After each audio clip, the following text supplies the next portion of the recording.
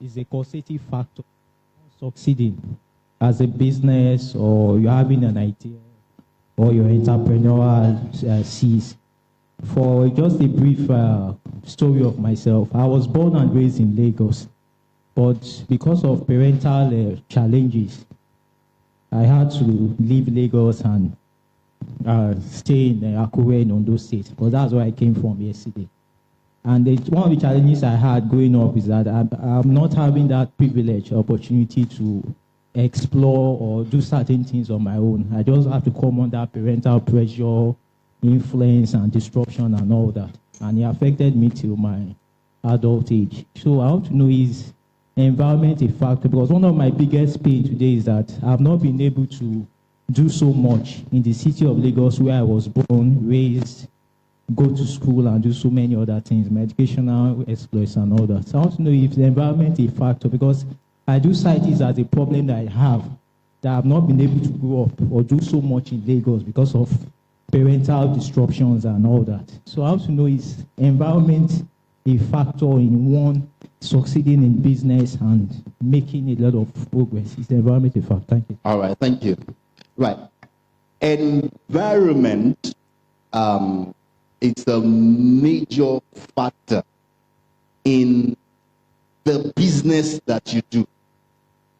Right? Environment is not just a factor, it's a major factor when you're talking about specific business. But I can tell you that environment is not a factor in success. Right? Anywhere you are on the face of this earth, God will prosper you if you will walk the principle. That's what it means when it says God is not a respecter of persons.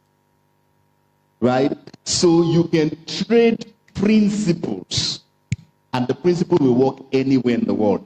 But when it comes to specific business, environment is a factor. If you are selling ice water in Canada, you will feel, no matter how much you think that you will fail, because there is not a need for what you are selling within that environment. Right? So will determine the kind of business you will do, because there are some business. It's not all businesses that will work in various places. If you have for example, you have a city that is full of retirees, the people there that live within that city are retirees, they don't have children, and then you go and open up a crèche there to take care of children, you will fail, because there's no children there. The people living there have already finished having children. So that being in that environment and what you do in that environment will make you fail. That's just commonsensical. But no matter where you are in the world, in every nation, the Bible says everyone that walketh the principle is accepted by him. So if you follow the principles of God anywhere you are in the world, you can prosper and flourish. I hope I was helpful. Thank you. All right, I'll do 2-1. All right, so I'll go here, and then I'll go into the written ones. Thank you for the expository teaching, sir. My name is Michael. Sir, I have an idea in the entertainment segment. So I need you to help me understand something, sir. What is the value derived? Okay. What is the value derived in entertainment, sir? Please help me understand, sir. Okay, so you function within the entertainment sector. Okay, and you're asking what is value in the entertainment sector. That is a tricky question to answer, but let me answer it this way. There's a lot of value. Any sector that you see people making money, they're only making money because they're bringing out value. Now, value and values are two different things, and you should not confuse it. You must have, value is the degree to which you are needed. Values are certain principles that guide what you can do and what you cannot do. Is there value in the entertainment sector? I bet there is. It is that value that has made the video rich. It is that value that has made whiskeys rich. It is that value. I can mention their name because they are giving out what people need. Now, if you are a believer, your values may not allow you to be able to do what they are doing because you have certain values. But that doesn't mean that you cannot come out with a value. What has happened over time, and I'm big on this because I'm in the media industry. I am big on this, that what had happened for a very long time is that the church looked away from sectors that affects us. Okay? So there was a time in the church will not allow you to even own a TV. They called it a issue then. They asked us to go and throw it away. So what did happen was that people who don't have our values took over that sector. They controlled the sector. Until one day we now woke up and we say, we can use this thing to preach the gospel. So what we called devil's box, we now had to pay millions of naira for 30-minute slot to use it for something good because we looked away. And that's the same thing that's happening in the entertainment sector. If you are a believer today, let's say you sing in church, and you tell an average pastor, I'm not called to function within the church alone.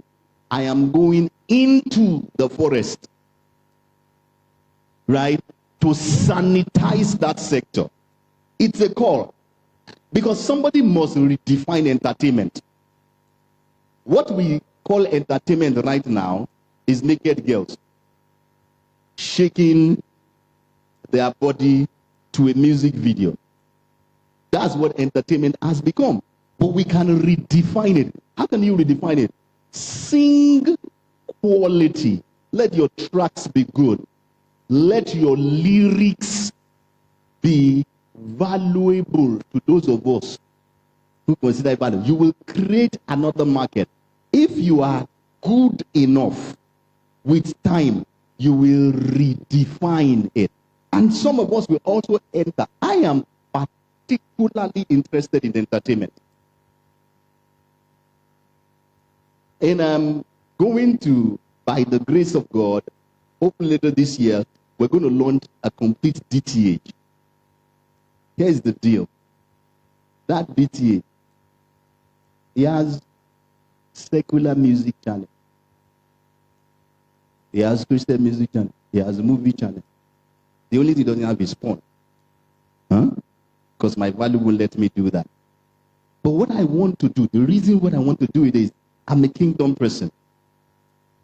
The time will come that God blesses that we are the one that determines the music video that goes on air.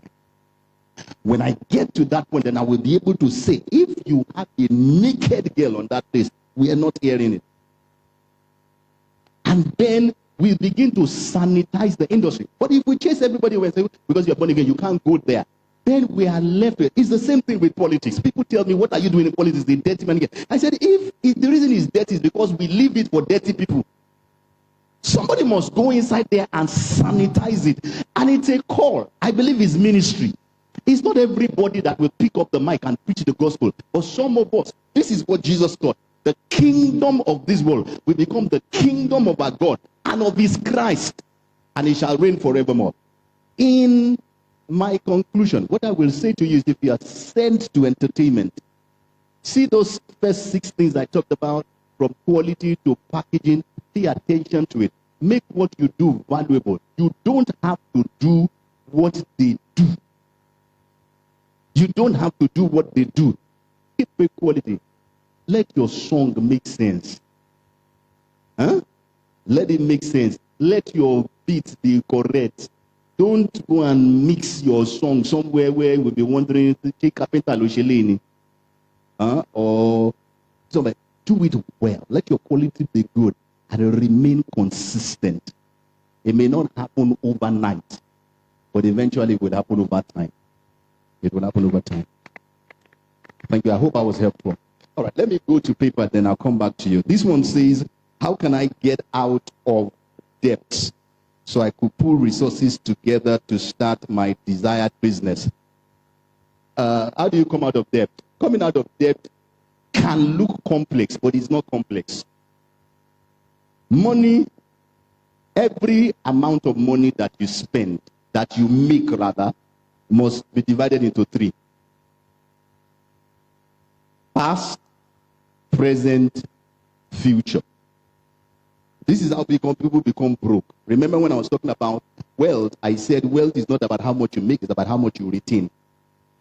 Most people, 100% of what they make goes into today. So they don't divide their money into three. Everything they make goes to sort out their bills today. Let me tell you, if you are like that, you will be poor. So if you are in debt, don't let it overwhelm you. Cut your money, no matter how much. Don't say, oh, I make 30,000 naira. Listen, it's the principle. If you were not making anything, you will live. Have you ever had any time in your life that you had no income? Did you die? So, as long as you can excuse yourself and say, oh, I'm not making a lot of money, I can't do what he's saying, you are destroying your future. Every amount of money you make today must be divided into three.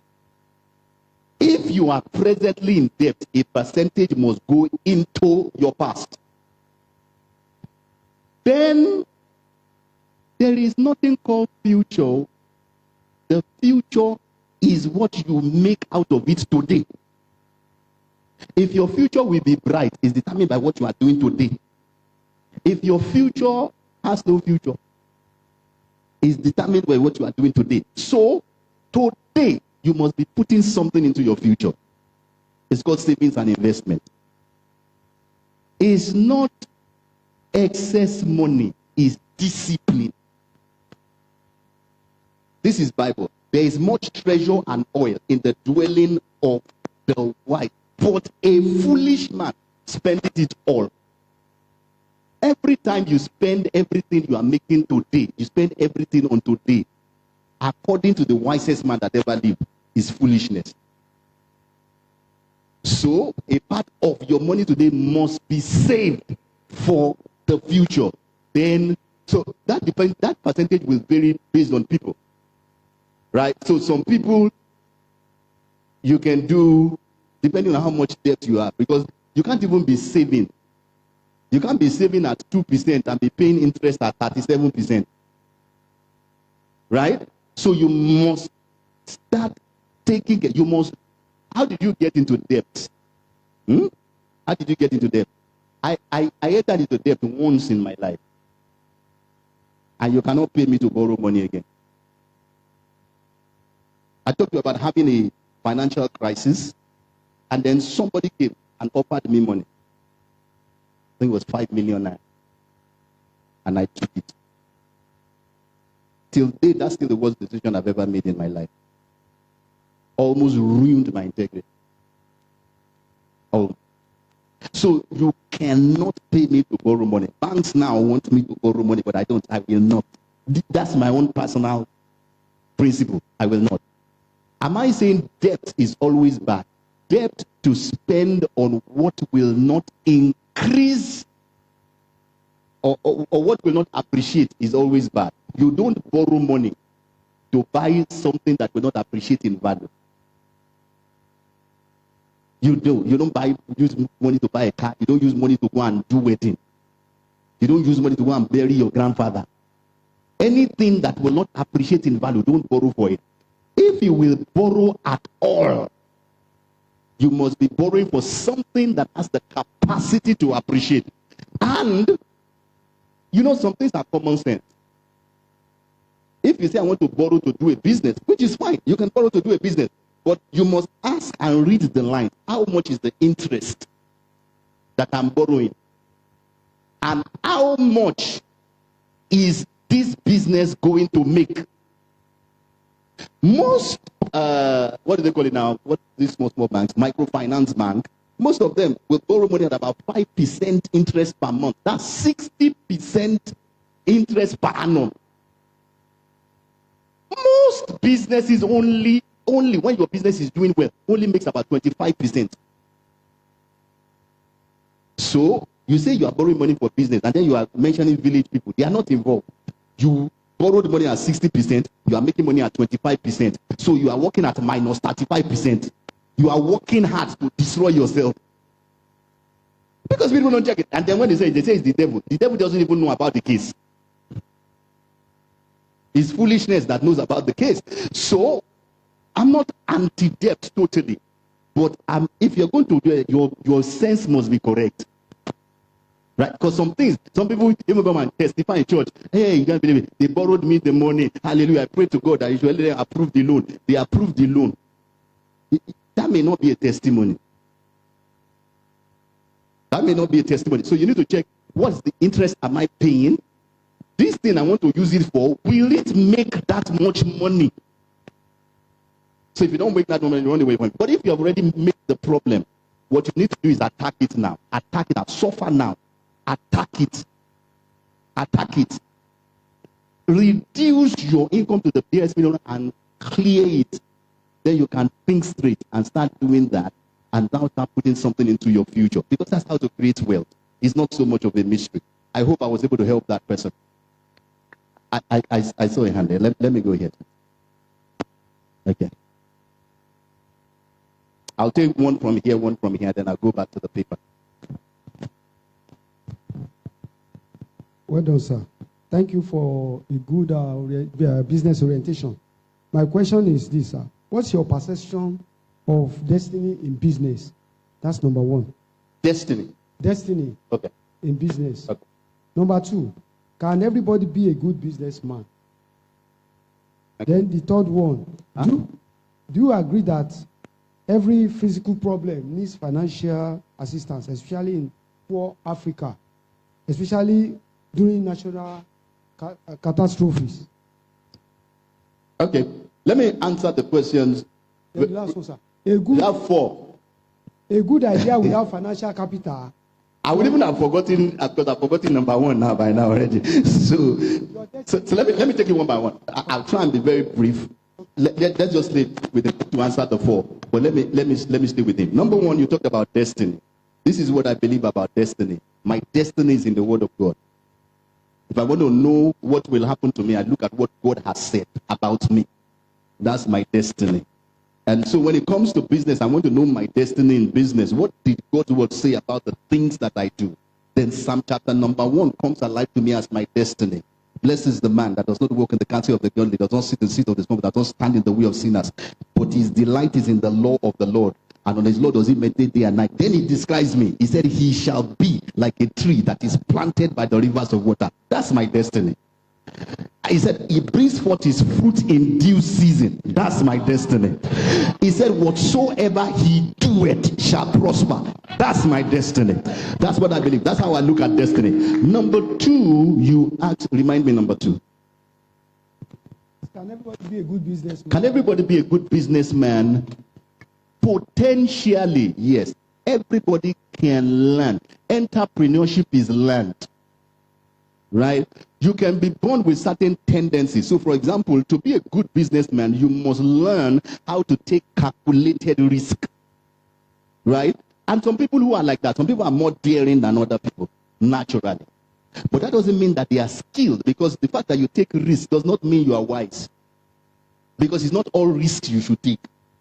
It's called calculated, and you can learn it. You can learn how to mitigate things. You can learn business. Business can be learned. If you don't believe me, then they house. They learn it.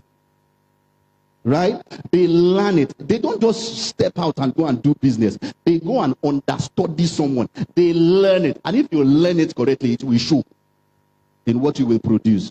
That's number two. Number three. Okay, that a good idea without money is uselessness. Okay, so again, I have done a lot of things without money. So I don't think money. I think how. There is an expensive way of doing whatever you want to do. And there's a way to do it without necessity. Money is not the only capital. A lot of things are capital. Trust is a capital. Relationship is capital. Right? So you can know someone who can help you do some other things. Those are capitals. But the moment you are putting out, as long as I don't have money, I won't do it. You won't find the way to do it. So I say to people, it's not that you won't need to buy everything. You will need to buy some things. You will not need to do some things. But I'm saying that you can start most business from where you are. Most businesses. And I've given examples. I've started a telecoms. I ran a telecoms company in the UK when I could not have ID.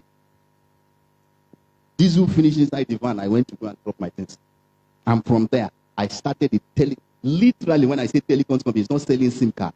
We were doing the stuff that MTN and this was doing. And I built it without money. And I built it to up to 50, 60 before I sold the business when we were moving back to Nigeria. 50, 60 staff in the UK. So what I will say is, rather than say, I need money, go to God and ask him, show me how to do this from where I am.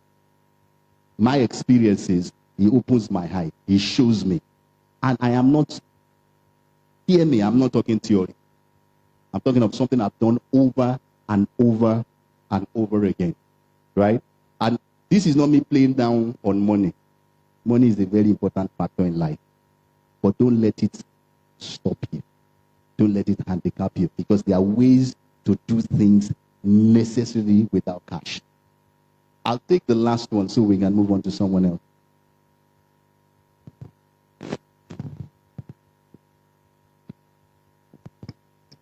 Okay, so let's have an agreement from now on. No more questions. Okay, put up your hand if you have a question. Put up your hand if you have a question. 1, 2, 3. Ask me at home now. 4. Okay. 5. Okay, so let's round up with that. 6, 7, 8. Guys, I have to do this again tomorrow, Joe. 8. We'll do this regularly. I'll try and make up that. Let's keep with that 8. Only one question each, right? And I'll try to do it very quickly. So let's go to it, and then I'll do about 4 or 5. Thank you very much, sir. Yeah, yes. Akinoluwa is my name. I really appreciate this teaching very much. I used to hear about 21st century business. Right. What's the meaning of 21st century business? And what's the leveraging in 21st century business? What is leveraging in 21st century business? Okay. Thank you. 21st century business, I don't know. I don't know what you're talking about when you say, yeah, so you probably will need to ask the people what do they mean by 21st century business. But if you're talking about the fact that there are opportunities that are opening up within the 21st century, I can talk to you about that. And that's part of what we're talking about when we talk about globalization. That what has happened post-COVID is that the world has become a village. And this is the truth. Any business that you are doing today, you must be thinking globalization. I am telling you, and I am not prophesying, I am predicting. You know the past is in the future. Right? You can know the future. And can I even tell you something? You know the future. There is nobody here that doesn't know the future. So let me show you that you know the future. Tomorrow, you know it. You don't believe me. I don't like the way they are looking at me on this side. They are looking at me. Tomorrow at 7 p.m., will it be dark outside? Or will it have light outside? 7 p.m. tomorrow. How do you know? What about October 27 next year? At 9 p.m., if you go outside, will it be light or will it be dark? How do you know? This is next year. The future is in the past. So you are so sure, but you are predicting the future. How do you know the future looking at the past? You know, you can tell what the weather will be like in December. You know why? You can look at December this year and say, this is what it's going to be. It's not any different. So it's the same thing. That's the thing. When I said to you that I can look at somebody, speak to you for 5 minutes, and I can tell you whether you will be wealthy or you can, without using it. And what I'm doing is I am looking at patterns. How had people succeeded before? What did they do? What are you doing? And I say, people who do this, like I just said it, you will be poor if you are spending more than you are making. You will be poor. I can say that authoritatively. If you make 30,000 and you are spending 32,000, you will be poor. And I'm saying that based on trends. How did I get here? What was the question I was asked? 21st century. So, I was saying that to say that I can tell you the future. That any business you are doing right now, if you are not thinking globalization, if your children want to study a course, don't be like our parents. Look at that course. In the next 10 years, some of them, before they graduate, those courses will have become obsolete. The things we used to celebrate, I want to be a doctor, I want to be a doctor, I want to be in the next few years, those are things that will be necessary because AI is what will be diagnosing. AI is what is going to be doing operations. So if you are spending 10 years to go and do 7 years now, you fail 2 years, you now, after 10 years, now by the time you are graduating, AI, the precision of AI will not make you relevant. Because a human can forget scissors inside you. AI is programmed. They know exactly what they are doing. They will not make mistakes. They will cut it with precision. They will sew it with precision. So you have to think, and I'm asking that in the 21st century, that anything that you are doing, you have to think implication. You have to think the future. You have to look at trends. You have to look at where is this thing going. You have to be oh God, I wish I had that. Money is the ability to predict what will happen in the future and position yourself now. That's where money always is. Mark Zuckerberg's money is the ability to look at Facebook when nobody was on Facebook. Social media did not exist, but he saw it. And he created it, and the rest is history. Do you know what people will want to do in the next 20 years? And you are starting it now. That's how to make money. That's how to make money. So it's trends. It's thinking, where are we? Where are we going? If you're looking at 21st century business in that way, that's how you have to be thinking. You're looking at the 21st century implication of everything that you want to do. So that I want to build a business that I can leave for my children's children. Not something that will die. There's something that worries me about Nigerian rich men. It worries me. It's a worry for me that, 1993, MKO Abiola, those were men. And he's only been dead about 30 years. And you can't point to any of his business that is operational. He's worried. Where you are today, that building, practically this street was owned by someone. Who died? And that was it. It was an empire. The Lister Empire. So, I'm learning something. That I want to build something that when I'm dead for 100 years, is still existing. Ford did it. I want to leave legacy. And so I have to be thinking the future. I have to be future oriented. I have to be thinking what's going to happen in the next 20 years. I have to be reading. I have to be projecting.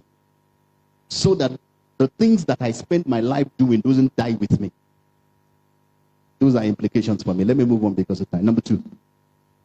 Thank you, PD. My name is Johnson. I want to ask one question in twofold. In twofold. Yes. Yeah, the guy is smart. Right, okay, let's do it quick. Every service or product is mostly about packaging and repackaging. And there is relatively no idea that is new, as you have taught us this morning. My question is this. In the world of business, competition is very floating, it's paramount. As an experienced businessman, how do you study competition, competitors, and how do you stay afloat with them?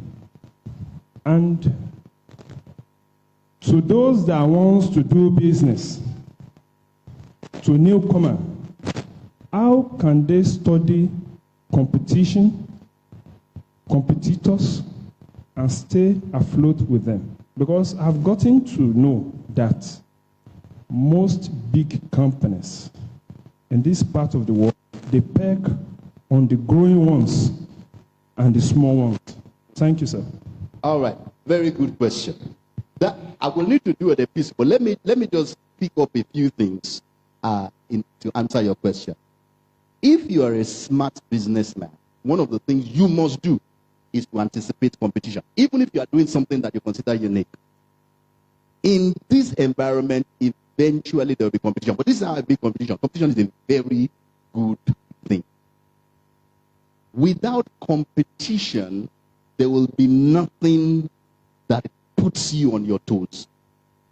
So don't see competition as a bad thing. Competition, I said that I was going to do 5 points. I did 3. The last one is globalization. The fourth one is globalization. The last one is continuous improvement. That's important. And it's part of the lean principle. You must always continue. Every day, as a leader, as a business owner, as you enter into your company, you're looking, what can we do better? That's how to be ahead of competition. If you get to that point where you relax and you feel like we have become the big boys in this trade, it's the way down. Every day, every single day, as the leader, you're looking around. What can I make better? How can I eliminate waste? Because you see, it's very easy for bigger people when you are coming to kill you, right? So we have I'll use an example of something that I've seen over time, right? That there is a big boy in the DTH space that's called multi-choice. Everybody that has ever attempted to enter into that industry, multi-choice kills them intentionally, right? Because multi-choice have been around since the early 90s or late 80s. They have the money. And I've done this calculation for people over and over again.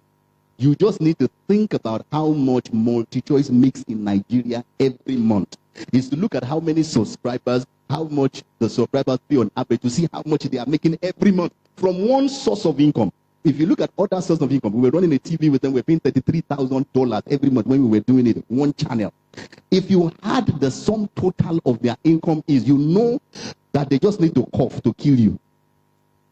So, if you want to come into such a volatile industry, don't come like the others. Confuse the market. Put something in what you are doing that doesn't make it comparable to other people. I talked about that briefly, right? And continually improve. Be an addict of continuous improvement. Continue to get better. So, I remember that when we were going to do satellite network, people were saying, everybody has died because when I said, we are not competing with multi-choice.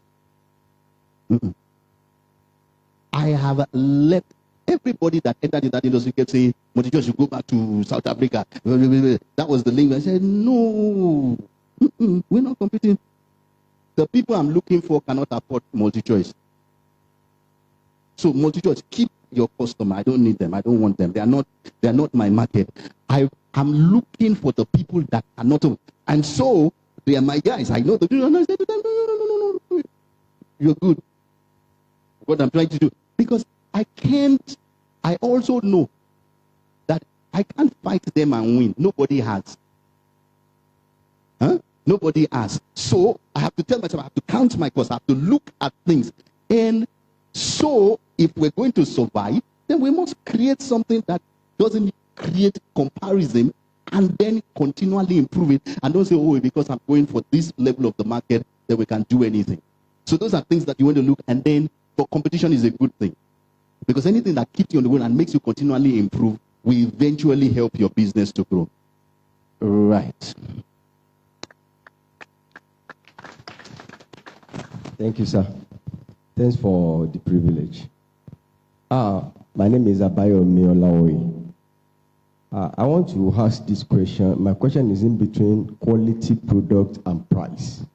Now, how do you handle a customer or a client who has power to determine the price in a manipulative way? Now, let me try to showcase what I'm trying to answer.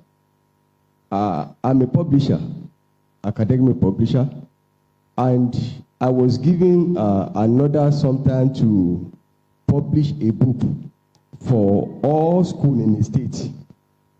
And I went ahead to get money from bank, and I did it. And eventually, I discovered school could determine the price.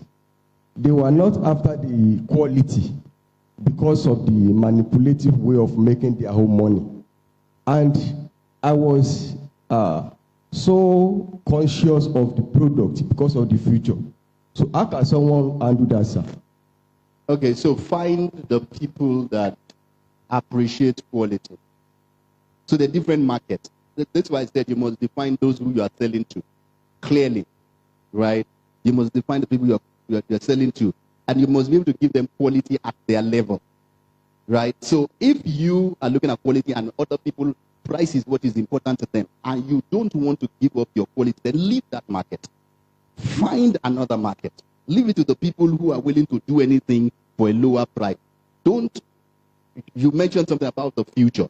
Once you know your future, then find the market that appreciates quality and concentrate on that market and sell your products to them. You may not do as well immediately. It's not everything that happens overnight, but eventually over time, you will get there. All right. Who is left? There must be about 3 people. There's still 4. Okay, 1, 2. I really apologize. I'm just going to take those 4 so that we can go. But one of the promises I have made is that we're going to do this again next month. We're going to do this again next month. And next month, I'll see how much God is going to help us. But next month, I really want to deal with careers, right? So we're going to focus on careers next month when we do this. Right, okay, ma'am. Praise the Lord.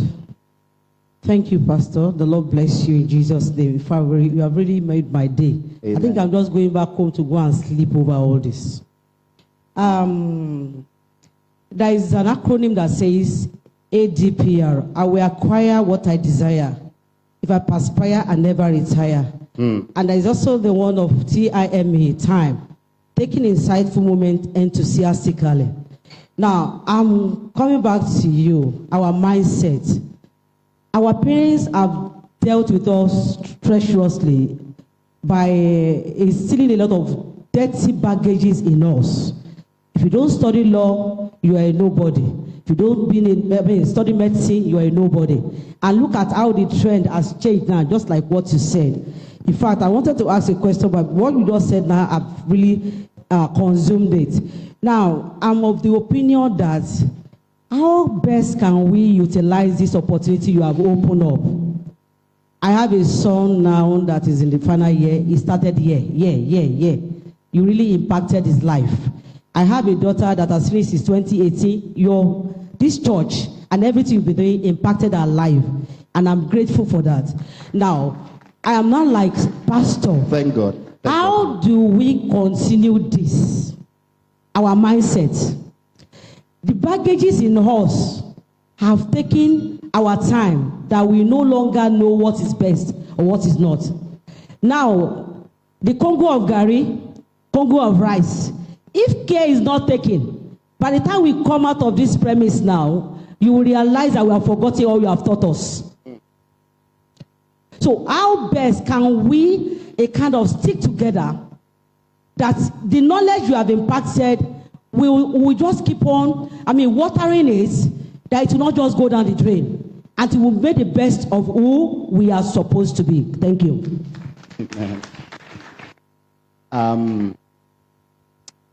So let's take it a step at a time. Let's take it a step at a time. We'll come again next month, right? And what I want to do, even beyond that, is to build a community, right? Is to build a community where there's nothing like fellowship. There's nothing like being around people who are trying to do what you want to do. So that when I'm discouraged, you will encourage me, right? But let's take it a step at a time. There's a lot on my hands, So I don't want to bite more than I can presently chew. But everybody that is here, right? Let's start with opening up a WhatsApp community, right? Can we do that? Right? Everyone that is, let's open up a WhatsApp community. We can ask ourselves questions. We can share knowledge. We can share information. So where there are opportunities that I know of, I can let you know about it, right? If there are business opportunities that open, I can let you know about it. So we can start to support each other. So I wouldn't want to add people who registered but did not come.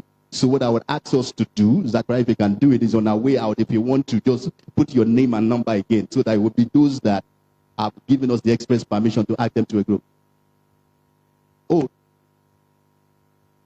okay, so they understood that another register had gone round apart from our initial online registration. So if you did not write, so you can write it so that we can add you to that community, and then we can keep the conversation going. So let's start from there, and let's see what God will build beyond that.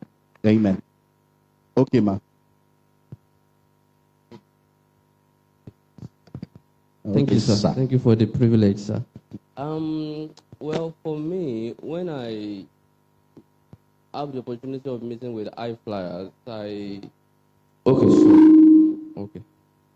When I have the opportunity of meeting with iFlyers, one thing I try to learn is, what is this person doing that I'm not doing?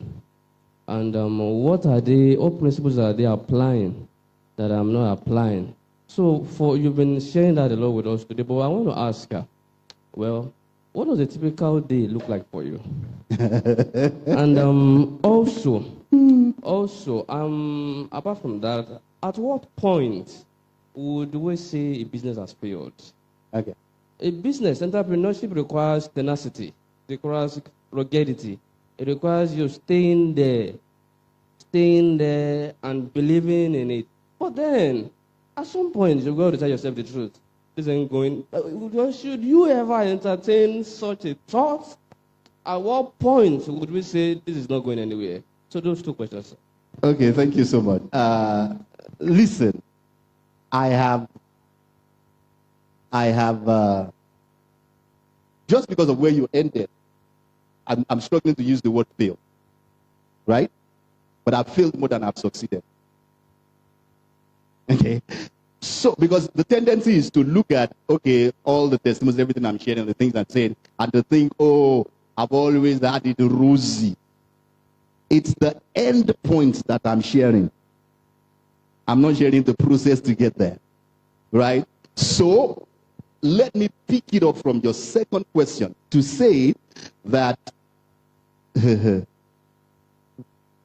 my opinion is that there are some businesses that have failed. But most of the businesses that people are saying have failed are only struggling. That if you push harder, you will break through it. If somebody is holding a hammer and is breaking a rock, and is hitting the rock, and is hitting number 744,837, and is sweating, and is hitting it, everybody's looking at him and saying, this guy is failed. Look at how he's sweating. Look at how he's been hitting this, it doesn't do it. But do you know, it's only one that will break that rock? So the question is, when he does number 1,534,873 and the rock crashes, which one broke the rock? Huh? Everything broke the rock. Many times we stop hitting before the one that breaks it.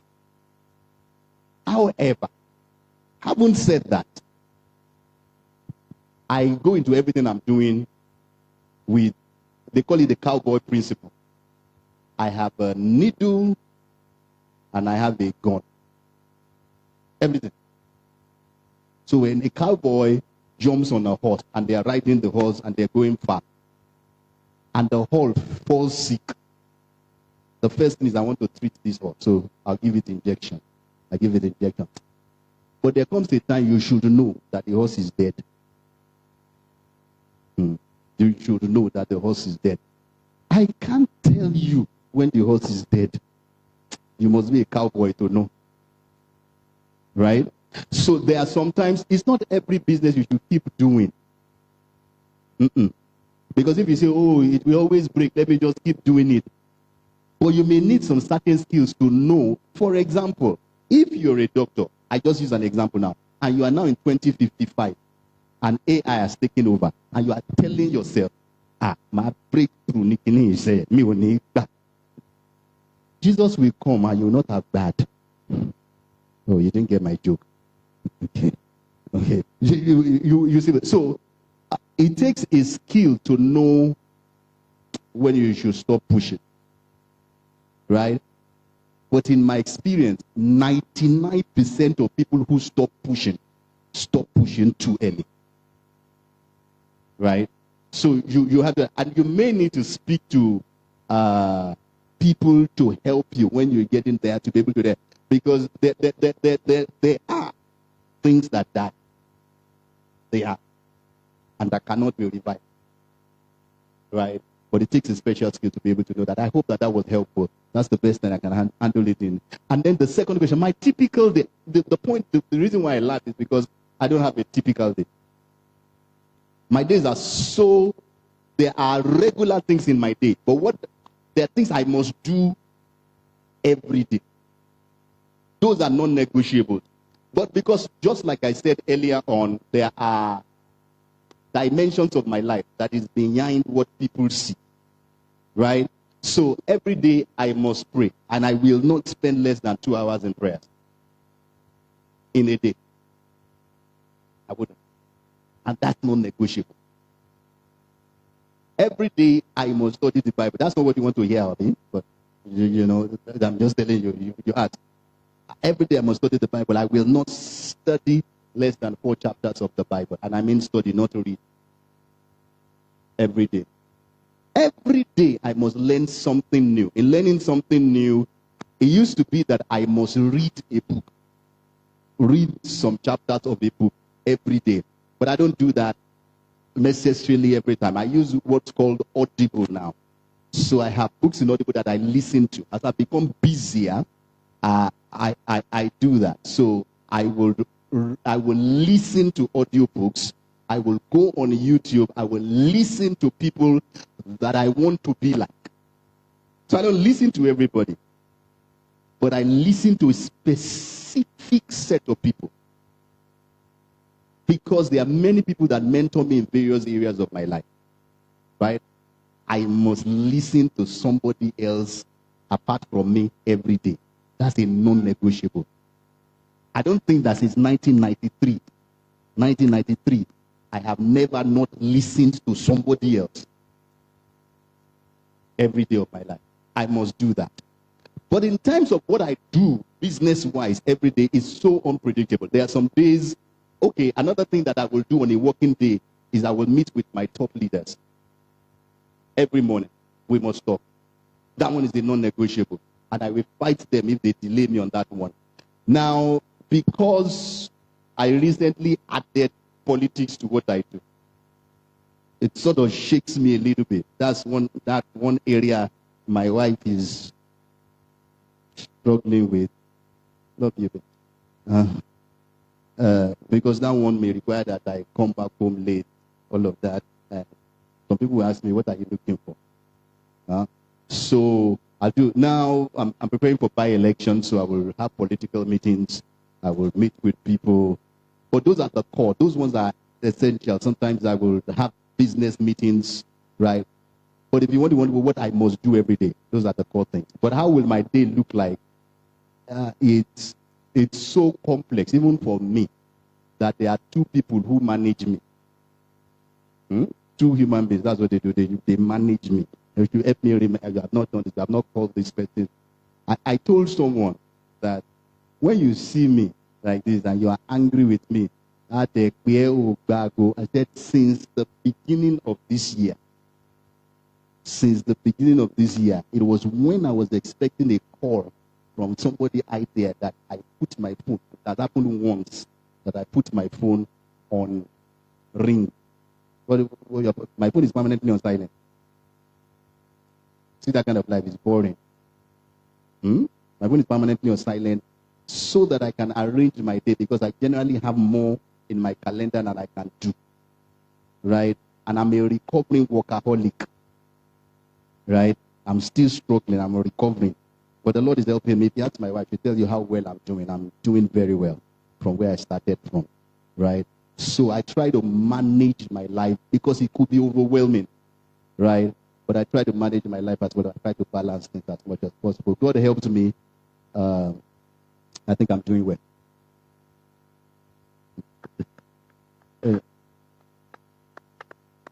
Okay, so they say I should tell you that if you want to eat more food, there's still food.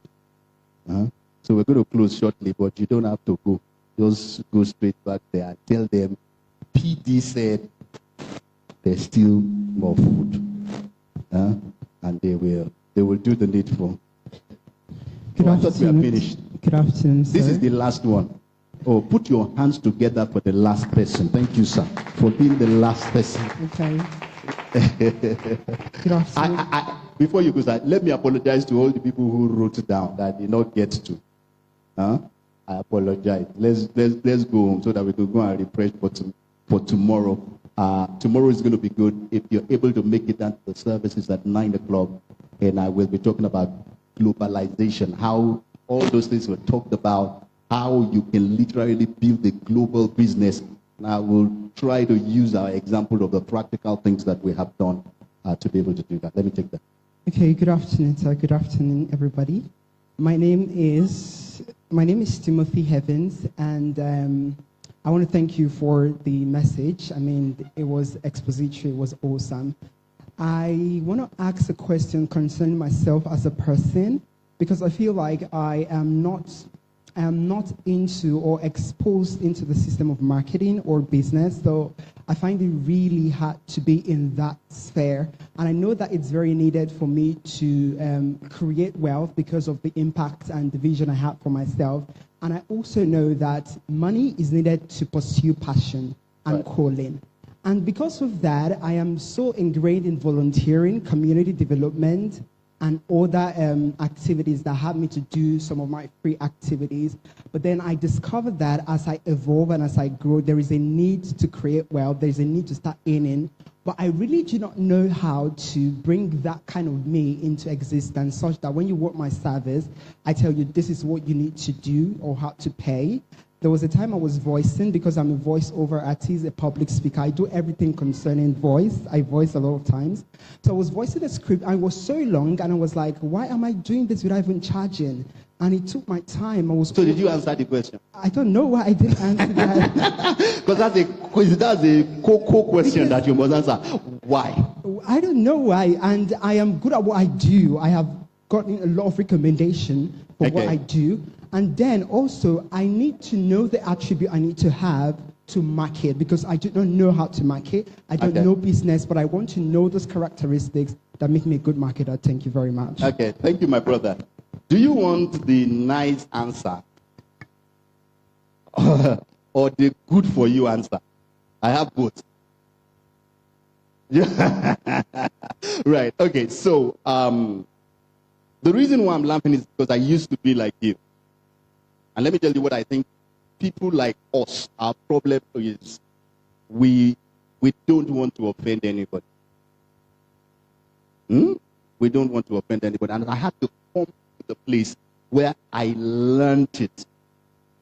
Especially because I'm a pastor. People will emotionally blackmail you. Right?